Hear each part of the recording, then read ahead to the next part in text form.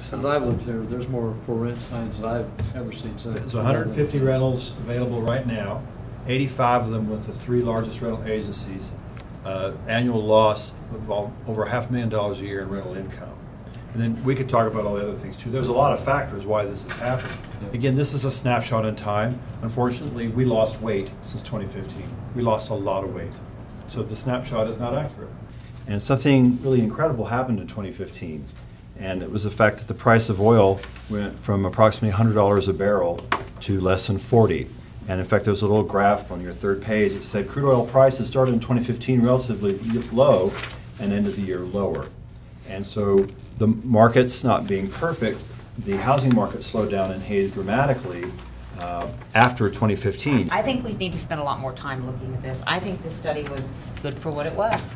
As I read through it, the first thing I said to myself, well, it did what it was supposed to do, and I used the word check the boxes.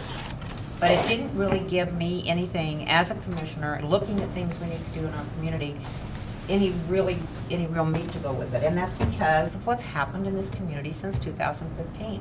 And Commissioner Schwaller has been very good at finding additional information. I wasn't able to find as much as he did, but I think we have a lot more discussion on this. And on the other side of it, I don't know what it is that we need to do different than we're doing today. I think that the increasing the size of the neighborhood revitalization was brilliant. I think it was a great way to look at this community and a great way to incentivize some changes in those properties. But I'm not sure what else we can do from an incentive standpoint for stuff like this. And I just don't know what it is. I'm listening, and I try to listen all the time, but I don't know what it is today. I'm not criticizing the document. I think it did what it was supposed to do.